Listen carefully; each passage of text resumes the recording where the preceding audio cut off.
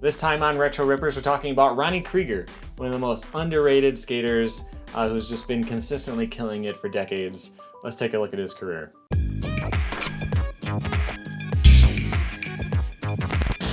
Welcome back to Rad Rat Video Channel, where you can learn new things about skateboarding a few times a week. I answer your questions on the series Ask Rad Rat.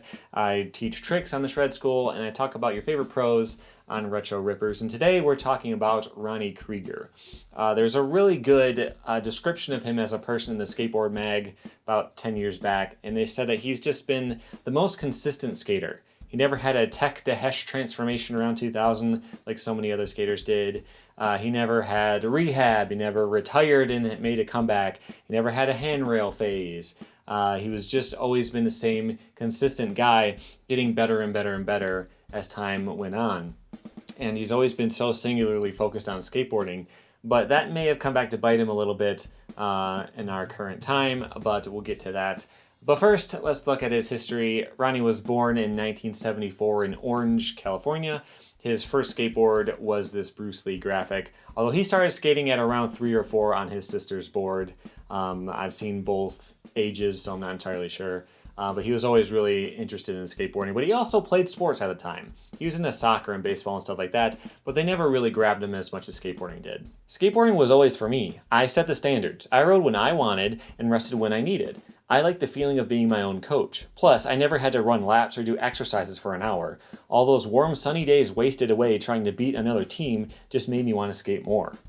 And I agree with that 100%. I used to skate at the skate park in Romeo, Michigan. That was right off of the high school. So there was like the fields, the practice fields and stuff, and then the skate park right here in this big fence that they put us in. And I would always watch those guys while I'm taking a break. And they'd be running laps, and then one kid who really doesn't want to be there, and he's just like running like this, and the other kids are pushing that fake lineman thing that they push around and pretend they're playing, like all this kind of stuff while the coach is just screaming at them. And I'm thinking, who's having a better day? Is it those kids, or is it me halfway through the game of skate? You know, like it was just so weird. So I definitely understand where he's coming from there.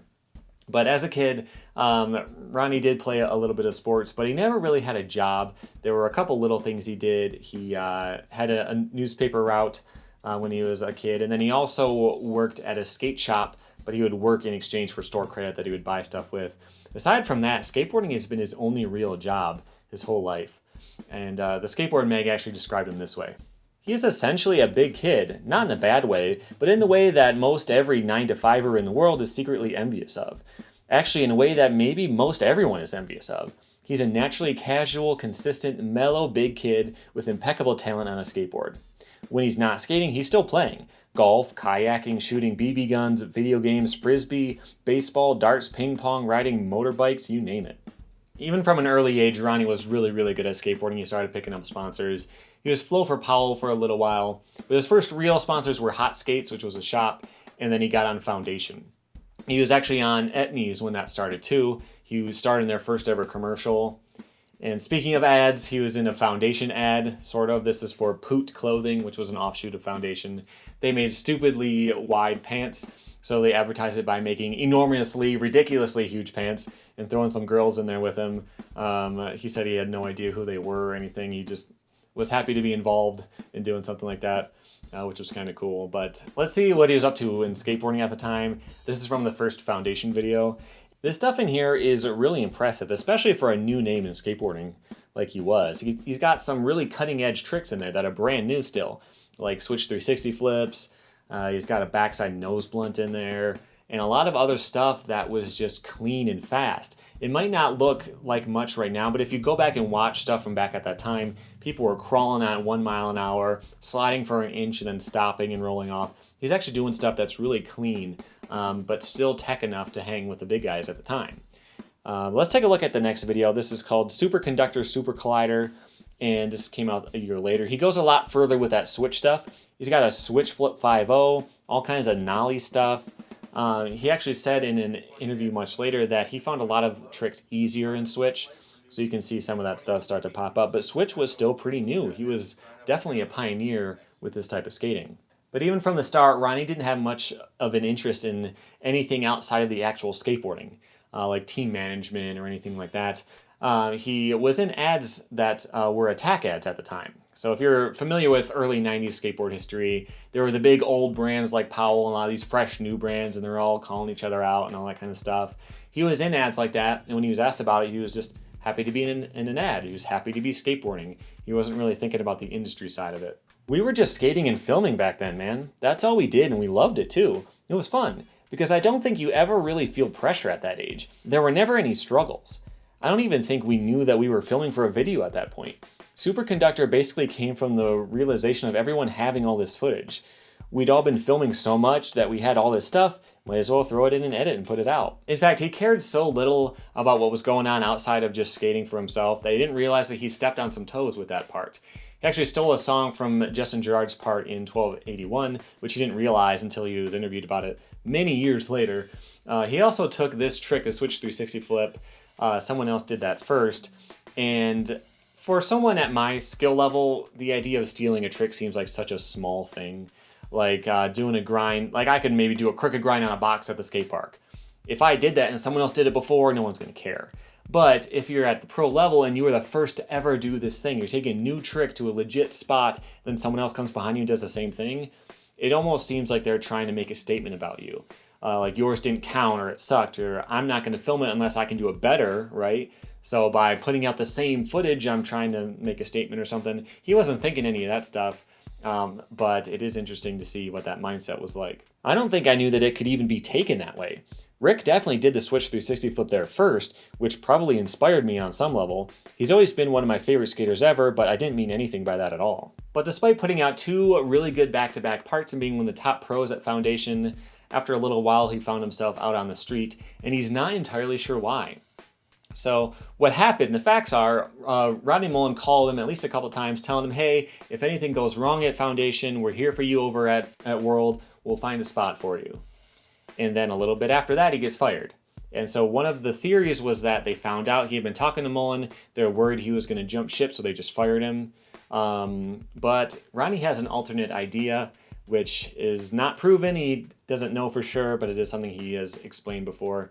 The idea was that maybe the guys who own Foundation bought the company from Steve Rocco, and as part of that agreement, Rocco said, hey, if we ever want one of your pros, you have to give them up. And that was like part of the deal. And so that would explain why Mullen suddenly had this idea that he might be free and started calling him before he was fired, and then he got let go and just kind of, shifted over to World. It's not proven, but it would make sense, as you'll see in a minute. But there was definitely some collusion between Foundation and Blind because they went on a tour together, like right after he got fired. Yeah, it was like hanging out with your ex-girlfriend right after she dumped you. It was a bad situation. Getting kicked off Foundation was very painful for me. It really did feel like a first love kind of thing, and now I was stuck on the road with them. To add a little more fuel to the conspiracy, let's look at the first ad that Blind put out when he switched over there. It says easily manipulated up on the top. Now the excuse could be they're talking about the sequence where he's doing a really technical trick. He's manipulating his board. But why would they put it that way? He says he never really gave it much thought back at the time, but I think when you look back at everything, that's where that theory starts to form that it was all planned. But while we're looking at this ad, I want to take a closer look at that sequence, which is really weird. It's a switch inward heel flip to manual shove it out. But look at the way they caption it. Calls it switch stance, heel flip, shove it. That's okay. It doesn't really roll off the tongue. I would think heel flip, shove it as a varial heel flip, but still, switch stance, heel flip, shove it, still fine. We could still say that today, it'd be all right. But then it's to fakie nose manual. So he somehow got from switch into fakie. I mean, I can get really technical with trick names and try to debate what we should call something. It seems so awkward and weird to phrase it all that way. But that's just how skateboarding was at the time. All this stuff was brand new. They're still figuring out what to call everything.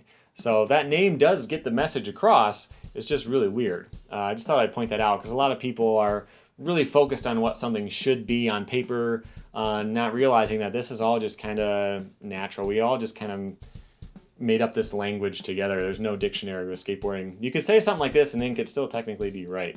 But now that he was on a World Industries brand, you start to see him pop up in their videos like 20-shot sequence. His part here is really good, showing mastery over inward heels and nollie hard flips, which were both still pretty new. And he does this trick. I always thought of this as some kind of ancestor to the dolphin flip, but I saw him describe what he's actually doing in an interview later, and he calls it a nollie front foot varial underflip.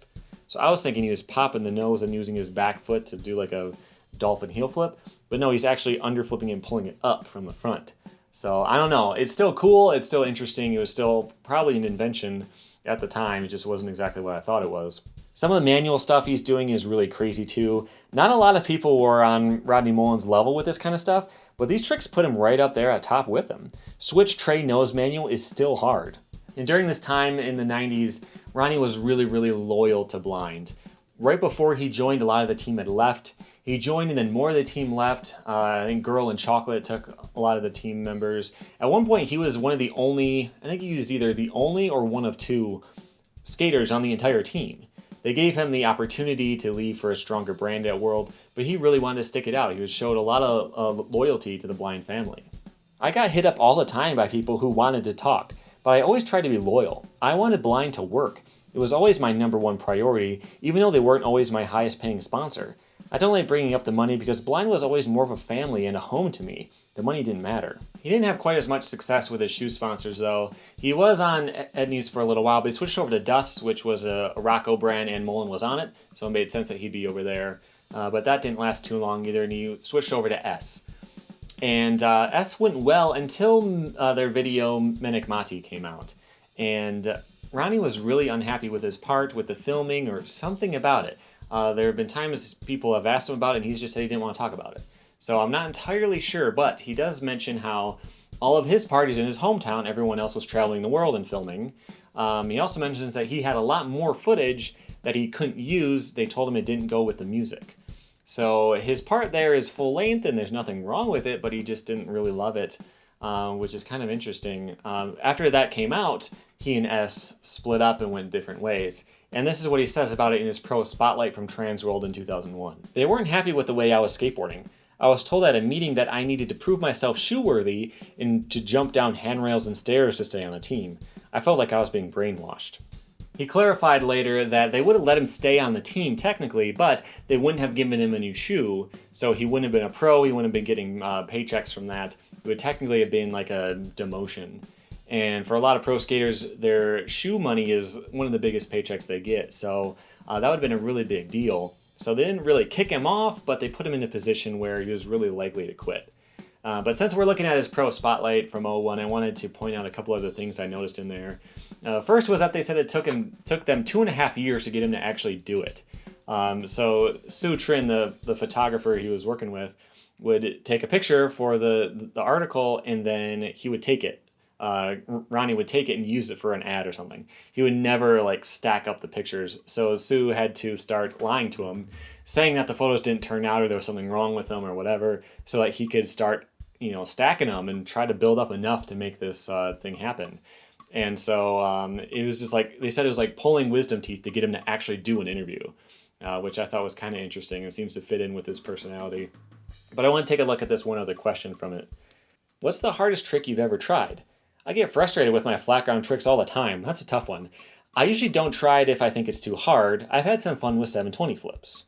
People ask me about 720 flips all the time, who was the first one to ever do it, and I've never had a good answer. The earliest one I knew of for sure was about 2005, but I knew it was probably before that. So now we can go back to about 2001. I don't think he'd say that Ronnie would say he was having fun with them if he had never landed one. So he probably did one around 2001. We'll continue the search for earlier and earlier if I ever find anything else. But for anyone wondering about 720 flips, I just thought I'd point that out. But after he left S, he got on a brand called Nadia, and that really didn't end well either. Basically, the guy who was in charge of the factory turned out to be sketchy. I had paid for the production of shoes to be made, and he ended up taking off. He completely disappeared. So we all just split after that. It sucked. Not that it was all bad. I got to live in China for a while and learn how to make shoes. So at this point, his only sponsors were Blind and Tensor, and things were starting to get kind of slow for him. He decided to move to Arizona, which he said was because he had heard California was going to fall off into the ocean. Don't know if that was a real reason or not, but that's what he said. But during this slow time, he was filming for the Blind video, but he was thinking about maybe going back to school. It seemed like maybe things was getting a little tougher to make ends meet with only those sponsors. And he even jokes that he was spending $200 a month on bearings from a local skate shop. because he didn't have a bearing sponsor. I don't know how he goes through that many. Supposedly that was the wholesale price, so who knows why he was going through bearings that fast. But he was spending more money on skateboarding than it seemed like he would be making. But things started to pick up because he got a call from Etnies, and they wanted him back. So that happened, and then the blind video called What If came out, and I'm really glad that that all happened because this video is really good. I like the way he lands his tricks so perfectly, even the simple stuff, but the camera work is really good too. In 2005, you'd be seeing a lot of super close-up fisheye, but this is mostly long lens, which was really refreshing. I just think this video part overall is really good. And the same year, Ronnie won the MVP award for the Goofy versus regular competition. And Blind followed up What If with the blind video. He had another part in that one. And I don't know what it is, but I just really like his skating. I think it's his trick selection. He does those really long nose and tail slides. They just look like a ton of fun. And this is exactly the type of stuff I would do if I was good enough to do it. Ronnie was always with his sponsors for a really long time, but right around now, he made the switch from Tensor to Thieve, and he actually started his own brand called Etc., which still exists over at their website. They make skateboarding accessories, so stuff that you would, wall hangers and stuff like that. There's a little hype video that they made for the website. Ronnie's putting in an ankle stabilizer, which looks like a pretty interesting thing. Wraps around your ankle to help you not roll it, even though you're not wearing high tops. Kind of interesting. I haven't tried any of this stuff, but this brand does still exist. So he had that going on, and then Blind was still going pretty strong as well. I've dedicated my whole skate career to Blind and stood behind the company in times of both good and bad, but I'm confident that Blind will take care of me. But unfortunately, that was only the case for a couple years. In March 2014, Blind announced that they and Ronnie had split ways, and this is what he says about it. But I had come to the realization that with the new owners and management, there was no future for me there. I don't know exactly what my future was supposed to be there, but I was told several times that when I was done skateboarding, I would have a place to do things. I wanted to believe that I had a home there, but in the end, all they wanted from me was the physical activity of skateboarding, and I'm not going to be able to skate forever. At one point, I tried running my company, etc., out of Dwindle as an attempt to get something going, but it ended up lingering for about a year or so. I was really serious about it, but they didn't seem to be too interested. I know that I can't keep up with these younger guys, I just can't, but they weren't allowing me to pursue anything else there, so I had to look out for myself and leave. I knew that I was getting phased out, but at the same time, I was told I had a home there, so I stayed until it became obvious that this wasn't going to be the case. I mean, hell, make me a janitor, that's fine. Let me learn something and work my way up. Just give me a chance. It hurt, man. I spent 20 years writing for a company, and all of a sudden I'm worthless. Hopefully I can figure something out. That's a very shortened version of the full quote, which is on the Chrome Ball incident. You can read his interview there for more details on that whole split, but that sounds really rough.